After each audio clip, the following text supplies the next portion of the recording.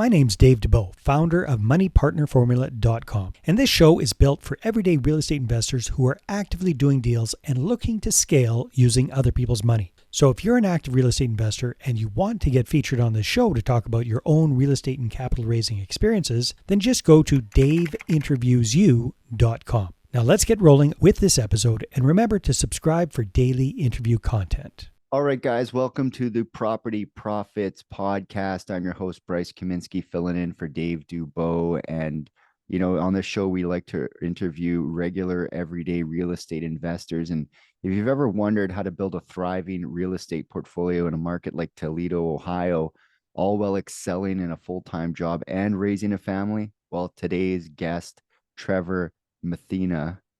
Methena? Close enough? You correct me if I'm wrong, has not only mastered this challenging feat, but is also reshaping the landscape of property investment in Toledo. So stay tuned as we unravel his secrets to scaling and legitimizing a successful business. Trevor, welcome to the show. Thrilled to have you here. Thanks a lot, Bryce. I appreciate it. Yeah, so I've done a little bit of work in the state of Ohio. Great area to invest in. Is that how you got started directly, or were you started mostly? Because you're coming out of Austin, Texas, right? That's correct. We did one trial run here in the Austin area, bought a new build just to go through every step from purchase to landlording and see if it's something that we wanted to continue. We did that right before prices got really crazy here. Mm-hmm. So that's what made us kind of switch that mindset of where we might invest and really scale. Yeah, because appreciation, people are moving to Texas like crazy, and they're bailing out of other states to maybe warmer weather, but ultimately, just the mindset of Texas is more congruent with those people that are moving in. So tell me, 2020, how did you get started in real estate? What was the origin story here? Sure. So Austin is also really well known for its startup scene, mostly around tech. So I kind of caught that bug when I first got here as well and wanted to get into a startup, but I had no idea of my own. I had no, app that could be a disruptor in some segment. No clue of anything like that. But I did make some friends that were kind of like-minded, entrepreneurial in spirit. And one of them just kind of mentioned, hey, well, if you don't have an idea, then why don't you get into real estate? And I was like, I don't have money. What are you talking about? He's like, you can get loans for real estate or rentals. You can do flips to get capital. I was like, it just kind of hit a light bulb that went off. And after that, I just started doing all the research and I went kind of full in, like, this is my plan. Yeah. So you're balancing the W-2 and the real estate right now. How do you find the balance? Really, it's just about putting in processes with the real estate and making sure that if I am absolutely needed for something to be available, that I'm clearly communicating when that's not possible because of my W-2 job. So I do have to maintain that as priority because it does pay all the bills for the time being, with the real estate kind of still largely just going back into the business to keep growing. Yeah, it's kind of in its infancy as far as, because you're doing buy and hold out there, right? Yes, a couple burrs we've done so far, but largely a lot of them were regular 20% down conventional loans. So when you got started, where did you get your education? Because you don't need an education to get into real estate, but to be effective, you do have to educate yourself. So what did you do to get that going? That was the proverbial YouTube University, the Bigger Pockets crowd, going through there, checking all that out, and just starting to talk to people around that I knew were interested in it or have done it in the past. So you're going to like meetups and hanging out with people with portfolios. What are you doing for networking to really get started there for people who are thinking about getting started themselves? That I've been largely, just due to the timing of when I got started, it's still largely online type of meetups and things like that. But recently I did join a mastermind group that is specific in the BRRRR process. So large focus on which parts of the BRRRR process or which options within the BRRRR process are repeatable quickly. So I've been largely focused on getting that ramped up and starting to scale niched down with that kind of mindset. So yeah, you touched on a little bit about the financing and like not wanting a bunch of partners and things like that. How did you finance your startup? I guess just like the startups, how did you finance your real estate startup? Sure. So this one's, I guess, a little bit more lengthy of an answer, but we had, when we first moved here, my wife and I, we came from Singapore Mm-hmm. because I was stationed there in the Navy. So while I was in the military, I didn't have any, I didn't own a property. Yeah. So we got here, and she had got ahead and got the house bought, everything like that when we came, when we moved here. And around that time of 2020, when the idea started forming, the education was rolling, that's when the appreciation of our market went crazy bananas. Yeah. Yeah. And we were able to take that conventionally purchased property, sell it, and purchase a property through the VA loan, which is 0% down.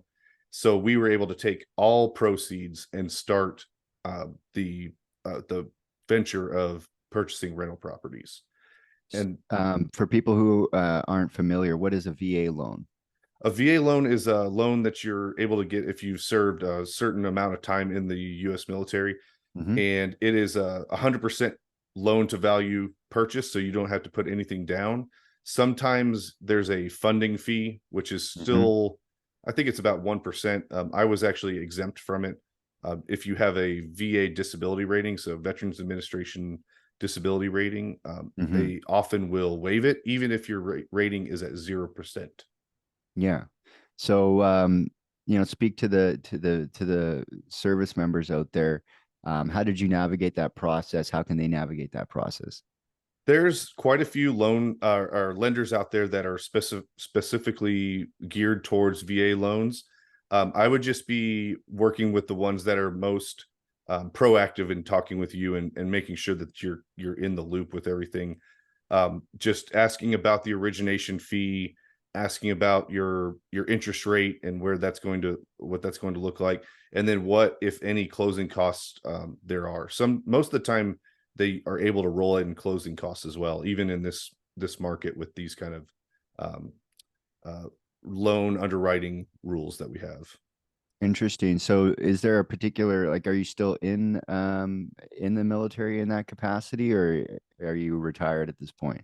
So I exited in 2018, late 2018, and actually the main reason I was, first of all, I was active duty for 7 years, and then I spent 4 years in the reserves, which is like a part time, every other or once a month weekends, and then a couple weeks a year you go and do some work. But I knew that if I was going to start this venture, I needed that time for Mm-hmm. building the real estate portfolio. So I traded, and I left actually without retiring. I didn't do enough time. So I spent Mm-hmm. like a total of 11 years. Yeah. Yeah. That's exciting. It's something that people do join the military for the like, there's a little bit of an economic stability that comes along with it and the service and there's benefits to that. So definitely if you're a veteran of any standing, there's options out there for you to get started in real estate that not everyone has access to. So definitely I'm always a huge fan, like leverage your access to getting into property. It doesn't have to be your own capital. It certainly doesn't have to be. So once you test piloted that house there in your local market, what was the process like for deciding and ultimately investing out of state? Sure. So I went through the process of underwriting a bunch of burr opportunities in the Austin market, and Mm-hmm. every one of them was coming out to be, leaving 30, 40, $50,000 in the deal, Yeah, which is kind of well over that 20% threshold. So yeah. um, I wasn't too keen on that. I wanted to get a little faster, a little bit more spark to my whole portfolio. So I remember hearing, where do you have your competitive advantage against others? And for Mm-hmm. me, I thought Toledo, Ohio. My dad lives up there. Mm-hmm. He's very handy, and he has access to a lot of people who are also very handy. Okay. So, so I was thought immediately drawn to that area, and it all kind of went from there. Yeah, boots on the ground, right? You got to have someone to kind of navigate. That's one of the biggest things I would say is that if you're going to be investing, you know, almost virtually, but the reality is that you got to have boots on the ground, network with someone. Hopefully, you have someone that you trust because it is a little bit nerve-wracking to have property not within arm's reach. So you started doing the numbers. Um, you liked the numbers out there and you started investing. What was your first acquisition and how did that go?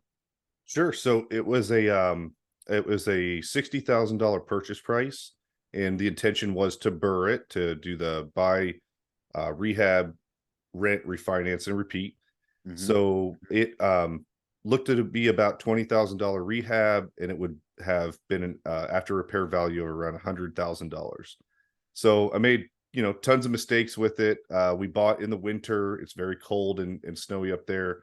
We bought with lots of wallpaper, which Mm-hmm. equals Mm-hmm. lots of labor hours Yeah. to remove all that. And then it had a bunch of junk in it as well that had to be removed, which also was a lot of labor hours in order to get that. So my budget actually ended up to be about $30,000 to repair, and it took quite a bit longer than I expected. But went through the whole process. I tried the cheap route with this one, and you pay with the time that it takes instead of getting it Yeah. done quickly and get it rented.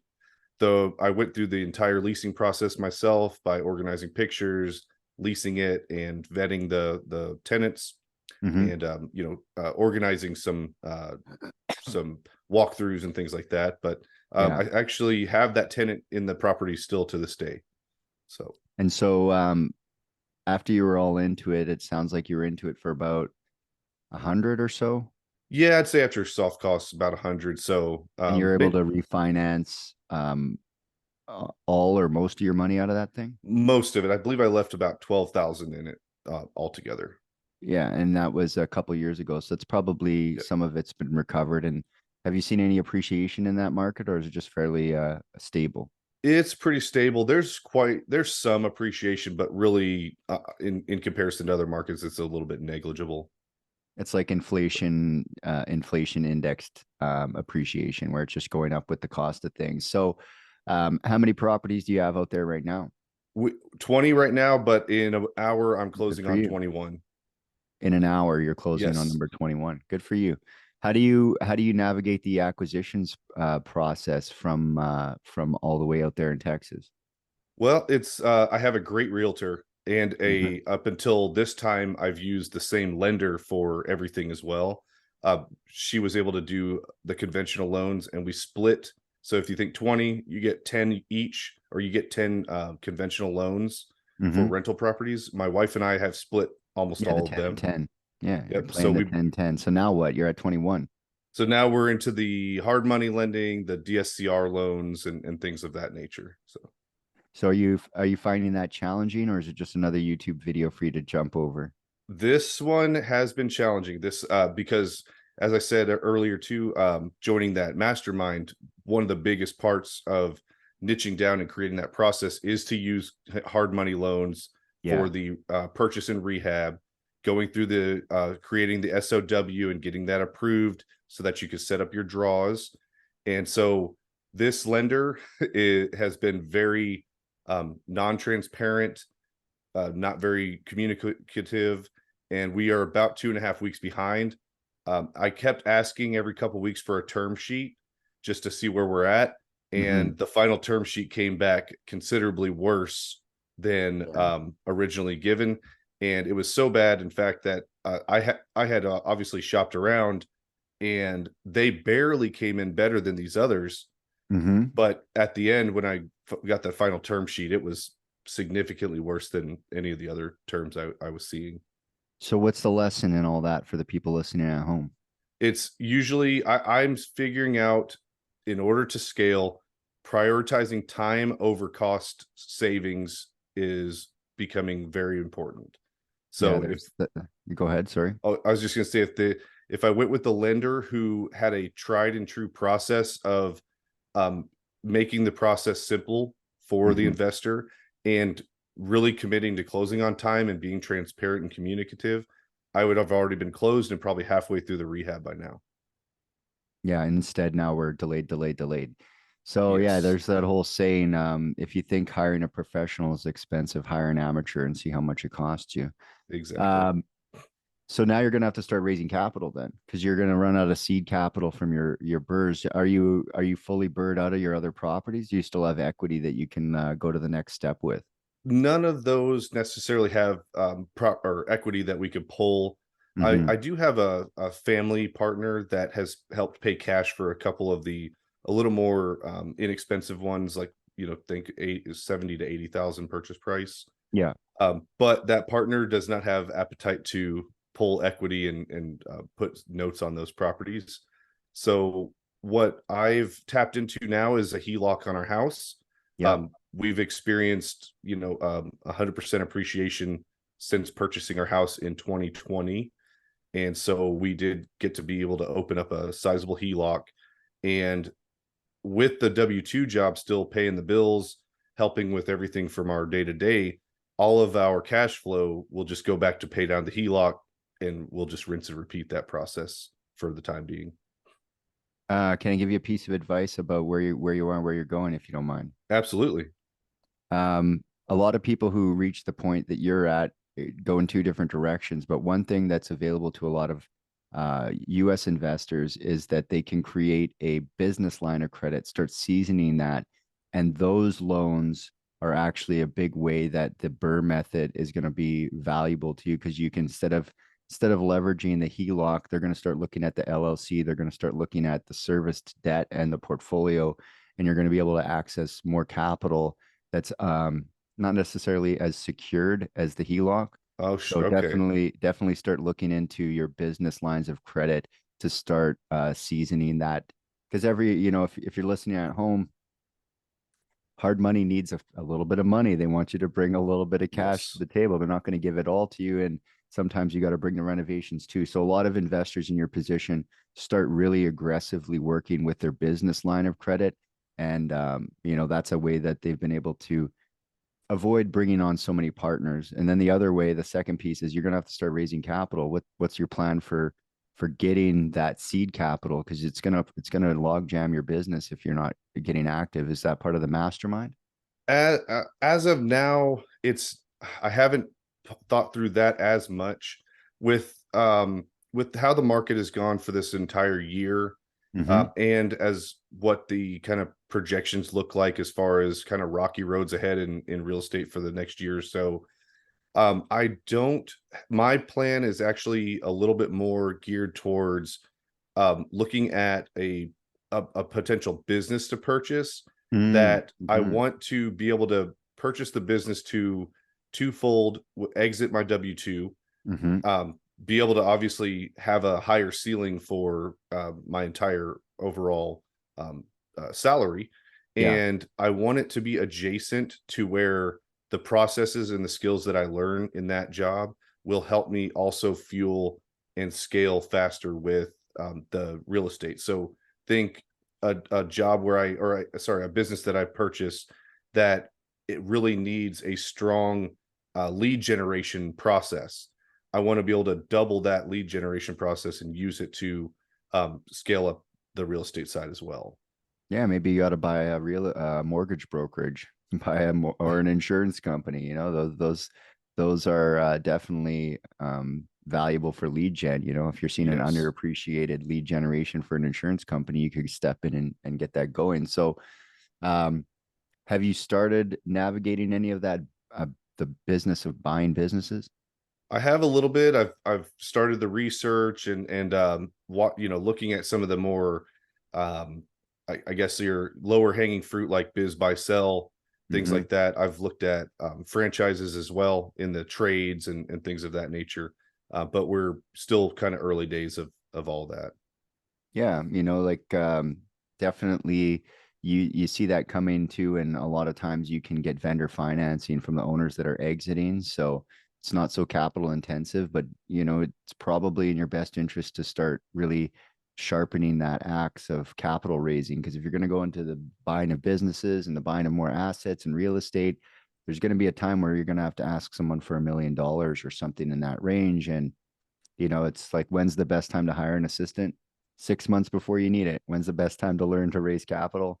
6 months before you actually need to do it, because when you're in the crunch and you're learning it and you're doing it, it can be really challenging, and sometimes people fail to close, and I don't want to see you fail to close. So my advice is someone who's seen tons of people coming through and have helped people learn that skill.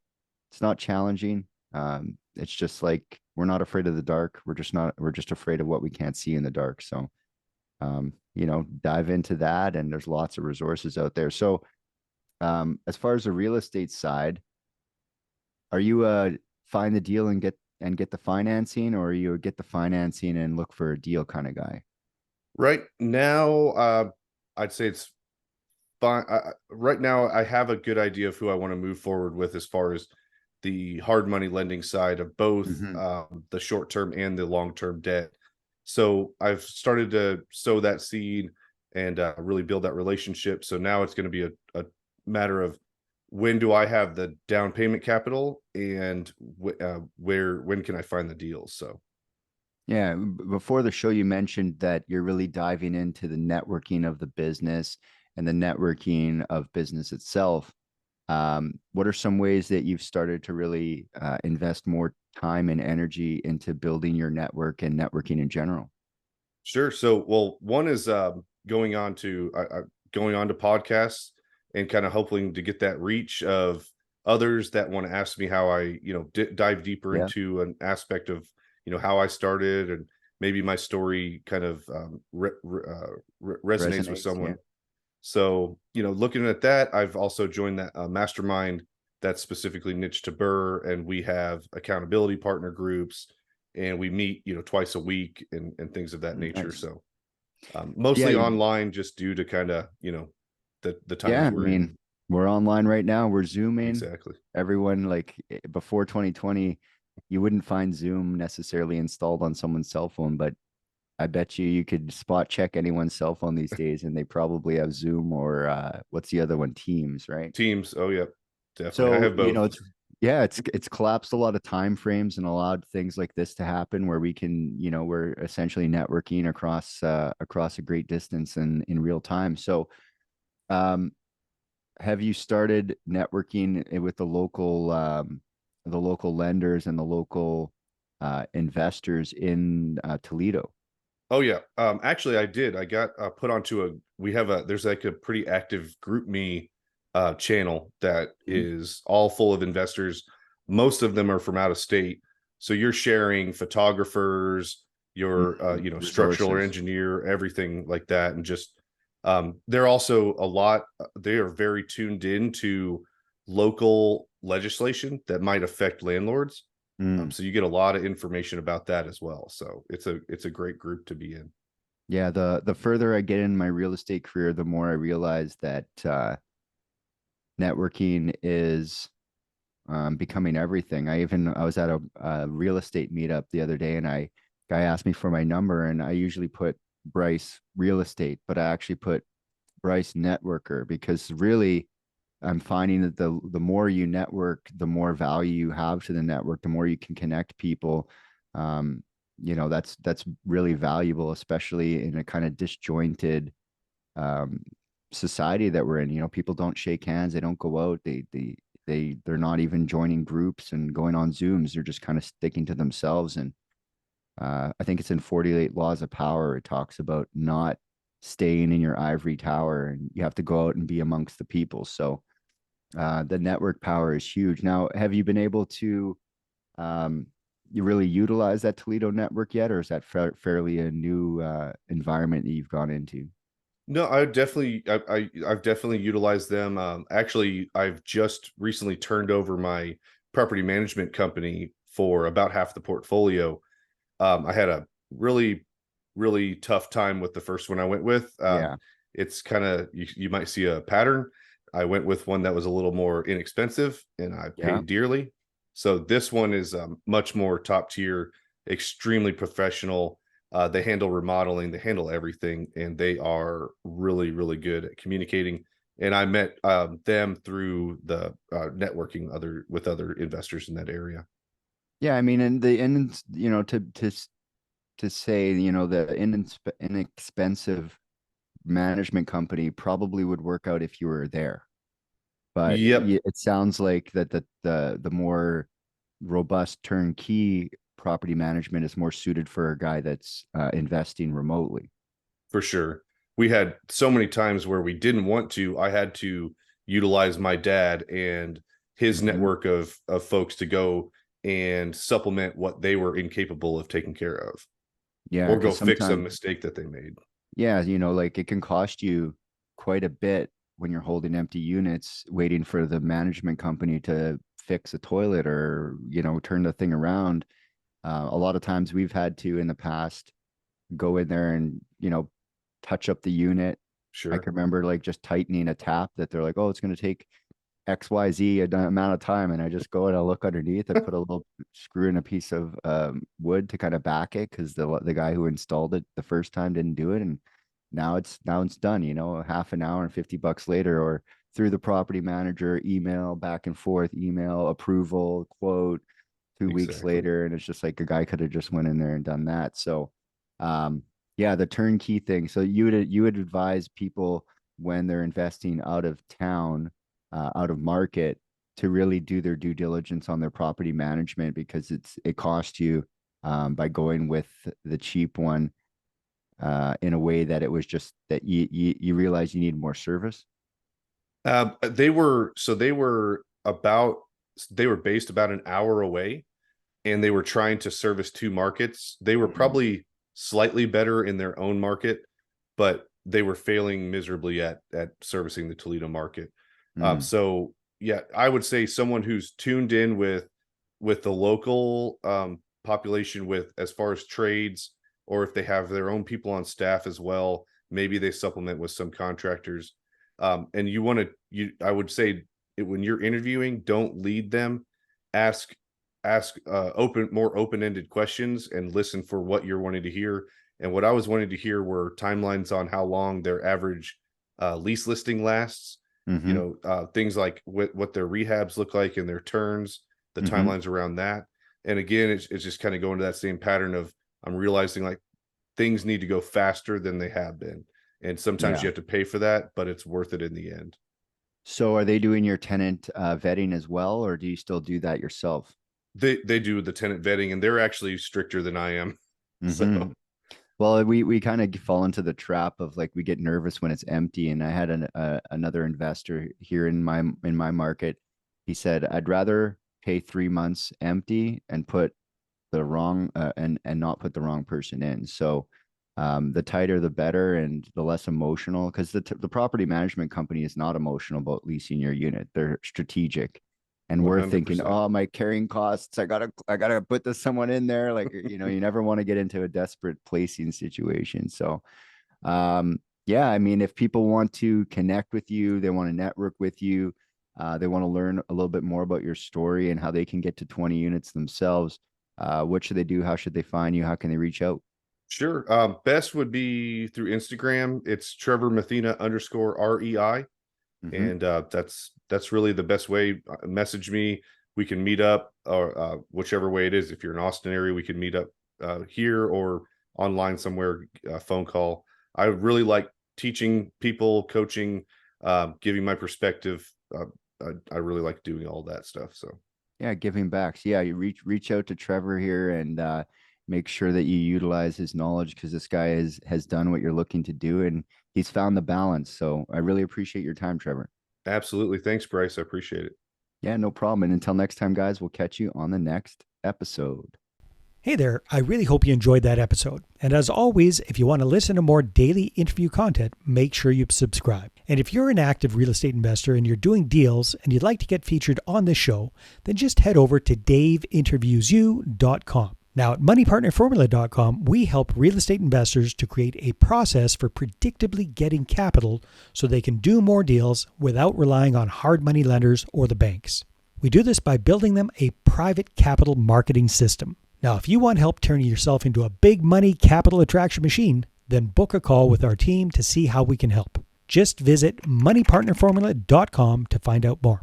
All right, take care, and we'll see you on the next interview.